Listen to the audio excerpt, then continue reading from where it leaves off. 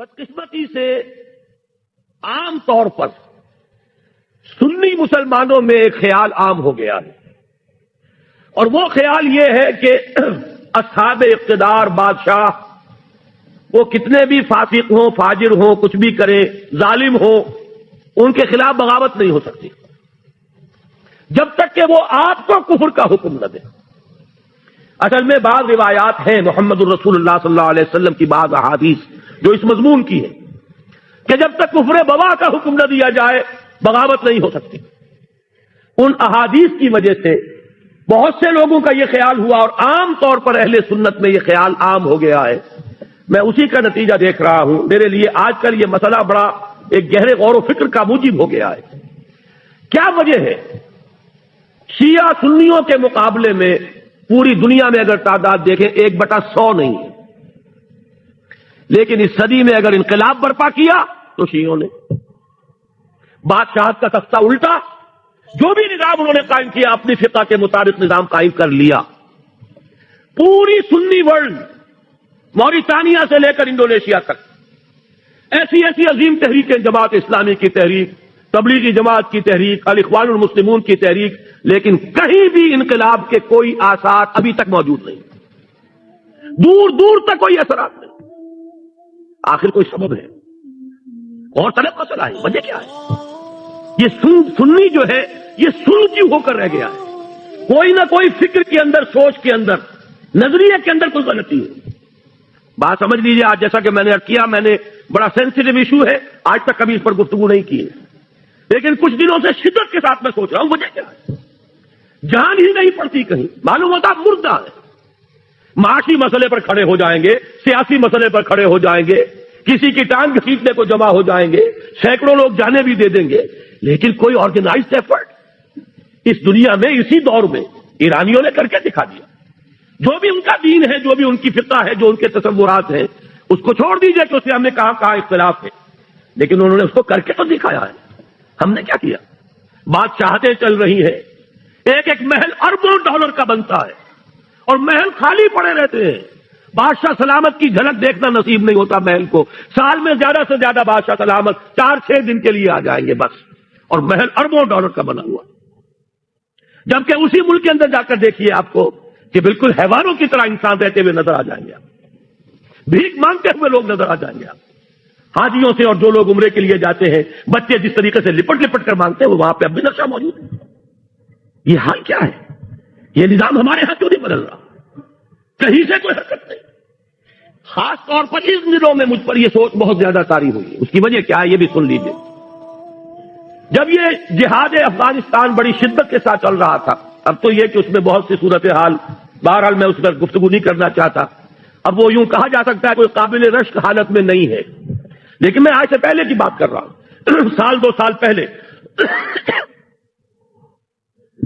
روسیوں کے وہاں سے جانے سے پہلے جو شکل تھی، اس وقت ایک بات متواتر سننے میں آ رہی تھی کہ جہاد افغانستان کا فال آؤٹ، یہ جو ترکستانی ریاستیں ہیں رشیا کی، USSR کی، یہ سمرقند اور بخارا، یہ ریاستیں، ان میں بڑے اثرات پھیل رہے ہیں اس کے، ان میں اسلامی جذبات، دینی جذبات زندہ ہو رہے ہیں، اور انشاءاللہ روس کو لینے کے دینے پڑ جائیں گے، اور افغانستان میں جو کچھ اس نے کیا ہے اس کے نتیجے میں ان تمام ریاستوں میں بغاوت ہو جائے گی۔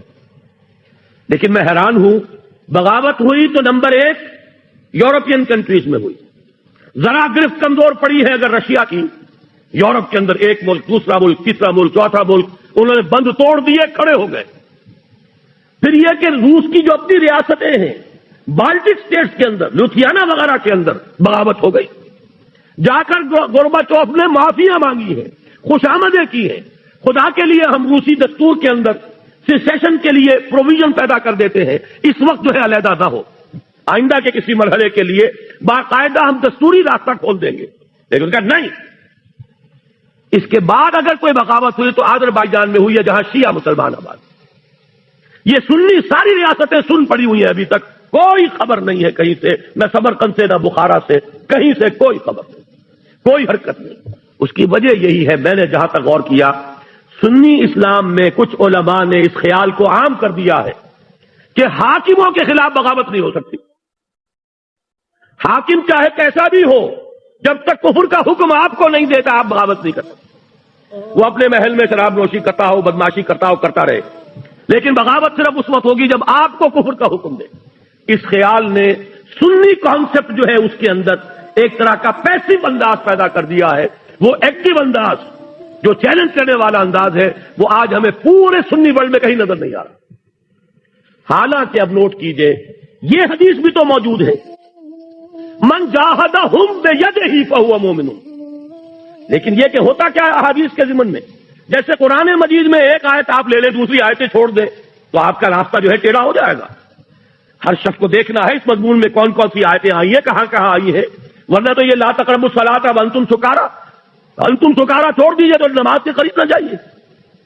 حدیث میں جہاں وہ حدیث موجود ہے کہ جب تک وہ کفر کا حکم نہ دے بغاوت نہیں کر سکتے، وہاں یہ حدیثیں بھی تو موجود ہیں کہ جب وہ لوگ ہوں برسر کار کہ جو یفعلون ما لا یؤمرون ویقولون ما لا یفعلون فمن جاہدہم بیدہ فہو مومن۔ یہ جہاد بالید کس شے کا نام ہے؟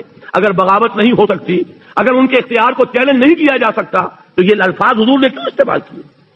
من جاہدہم بیدہ فہو مومن ومن جاہدہم بلسانہ فہو مومن ومن جاہدہم بقلبہ فہو مومن ولیس وراء ذلک من الایمان حبۃ خردل۔ اپنی اس گفتگو کو میں ختم کرنا چاہتا ہوں امام ابو حنیفہ کا مسلک بیان کر کے۔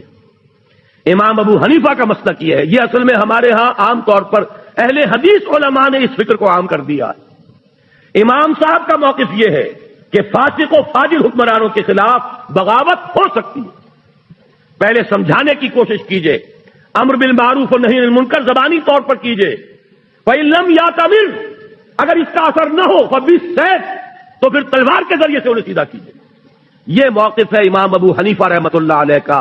فقہ حنفی کے اندر اس بات کی اجازت موجود ہے، اگرچہ امام صاحب نے اس کے لیے ایک شرط عائد کی ہے، طاقت اتنی ہو جانی چاہیے کہ کامیابی یقینی ہو جائے۔ یہ نہیں کہ چند آدمی کھڑے ہوں، نعرہ لگائیں، پھانسی چڑھ جائیں، بات ختم ہو جائے۔ پہلے طاقت پیدا کیجئے، دعوت کے ذریعے، تنظیم کے ذریعے، تربیت کے ذریعے آپ ایسی طاقت فراہم کر لیں، پھر یہ ہے کہ بغاوت کی بھی اجازت موجود ہے۔ بغاوت حرام نہیں ہے ہمارے دین میں۔ یہ بات جو ہے اس حدیث کے حوالے سے نوٹ کر لیجئے، اور یہ کہ امام ابو حنیفہ رحمۃ اللہ علیہ کا وہ موقف ہے، عام طور پر بعض احادیث کے ذریعے سے اور بعض احادیث کے حوالے سے خاص طور پر اہل حدیث علماء نے جس چیز کو عام کر دیا ہے وہ در حقیقت کوئی متفق علیہ چیز نہیں ہے ہمارے ہاں، بلکہ امام ابو حنیفہ کا موقف یہ کتاب و سنت سے اقرب ہے، نزدیک تر ہے، اور یہ حدیث آج آپ کے پاس متن اس کا موجود ہے، آپ اس کو لے جائیے، غور کیجئے، سوچیے، گفتگو کیجئے کہ جب یہ صورت پیدا ہو جائے کہ یقولون ما لا یفعلون ویفعلون ما لا یؤمرون، جب ایسے لوگ ہوں جو کہتے کچھ اور ہوں کرتے کچھ اور ہوں، کرتے وہ ہوں جس کا حکم نہ ملا ہو، تو فرمایا فمن جاہدہم بیدہ فہو مومن ومن جاہدہم بلسانہ فہو مومن ومن جاہدہم بقلبہ فہو مومن ولیس وراء ذلک من